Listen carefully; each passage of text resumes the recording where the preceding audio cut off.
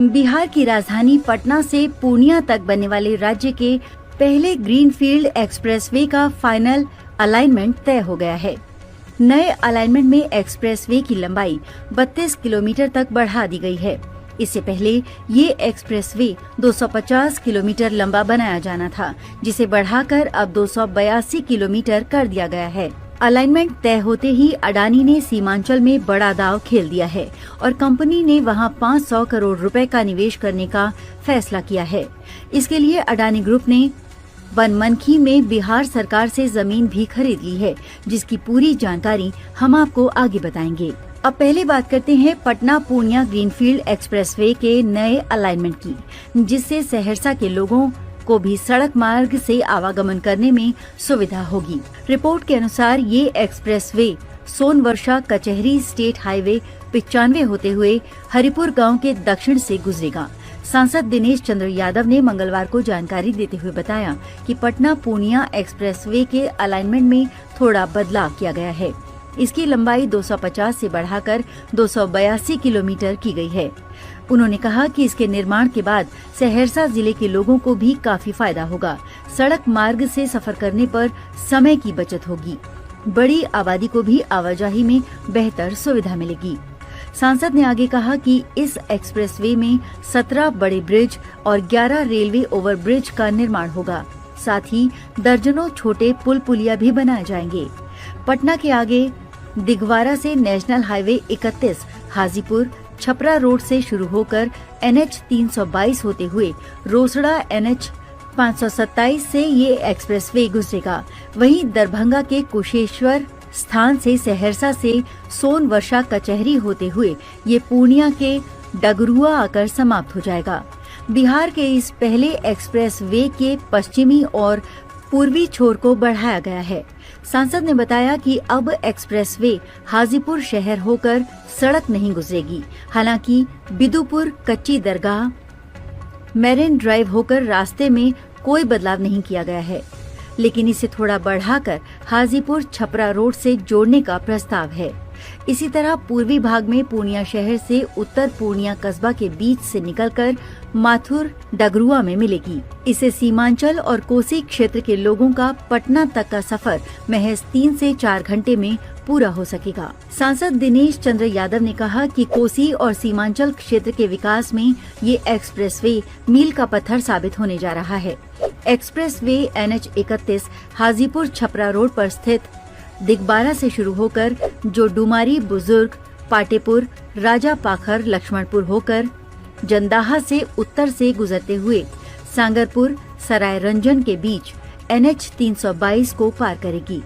इसके बाद चंदोर मध्य चेटा नॉर्थ रोसड़ा जहांगीरपुर के बीच NH 527 को पार करेगा।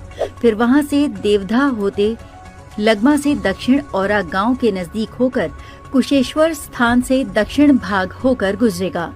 सहरसा में ग्रीनफील्ड एक्सप्रेसवे कठडूमर में प्रवेश करेगा। वहीं एक्सप्रेसवे बभन गामा होकर पूर्णिया जिले के बरहारी कोठी दमैली कजरा नदी काझा परोरा और वन भाग के बगल होकर पूर्णिया हवाई अड्डा के उत्तरी भाग से होते हुए गुलाबबाग कसरा के बीच से NH 27 4 लेन के ऊपर से गुजरते हुए गुलाबबाग किशनगंज NH 27 में माथुर डगरुआ के नजदीक मिलकर समाप्त हो जाएगा। इस एक्सप्रेसवे के बन जाने के बाद पटना से पूर्णिया की दूरी 8 घंटे से सिमटकर 3 घंटे में ही पूरी हो जाएगी। अब अगर बिहार के इस पहले एक्सप्रेसवे की लागत की बात करें तो पटना पूर्णिया एक्सप्रेसवे के निर्माण पर करीब 10,000 करोड़ रुपए खर्च होंगे, जिसके लिए केंद्र सरकार ने बजट भी जारी कर दिया है। परियोजना की कुल लागत 10,000 करोड़ रुपए है, जिसमें भूमि अधिग्रहण के लिए लगभग 5,000 करोड़ रुपए निर्धारित किए गए हैं। इसका डिजाइन 120 किलोमीटर प्रति घंटे की गति सीमा को ध्यान में रखते हुए किया गया है। इस प्रोजेक्ट के इसी साल शुरू होने की संभावना है और इसे 2026 तक पूरा करने का लक्ष्य रखा गया है।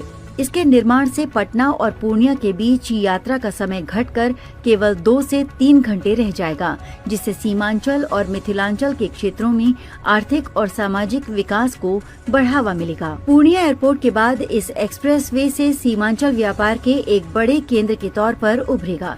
यही वजह है कि बिहार में मोटा निवेश करने वाले देश के नामी उद्योगपति गौतम अडानी ने पूर्णिया के बनमनखी में भी फैक्ट्री लगाने के लिए बिहार सरकार से जमीन ले ली है। गौतम अडानी को बनमनखी में चीनी मिल की खाली पड़ी जमीन उद्योग लगाने के लिए अलॉट की गई है। पूर्णिया के विकास की रफ्तार को देखते ही अडानी ने सीमांचल में ये बड़ा निवेश किया है। अडानी बनमनखी में खरीदी गई जमीन पर 500 करोड़ की मदद से अनाजों के भंडारण के लिए साइलो बनाएंगे और वहां फूड प्रोसेसिंग यूनिट लगाएंगे, क्योंकि इस इलाके में मखाने की खेती बड़े पैमाने पर होती है और विदेश में इस सुपर फूड की खूब डिमांड है। हैरानी की बात यह है कि एक्सप्रेस वे बनने की आहट के साथ ही पूर्णिया में जमीन के भाव भी आसमान छूने लगे हैं। शहर में जिस जमीन की कीमत 1 साल पहले 15 लाख रुपए कट्टा थी, वो आज 25 लाख रुपए कट्टा हो गई है। पुराने इलाकों में तो जमीन की कीमतें पहले से ही बहुत अधिक हैं। एक्सप्रेसवे रूट के आसपास के ग्रामीण इलाकों में भी जमीन की कीमतों में काफी बढ़ोतरी हुई है।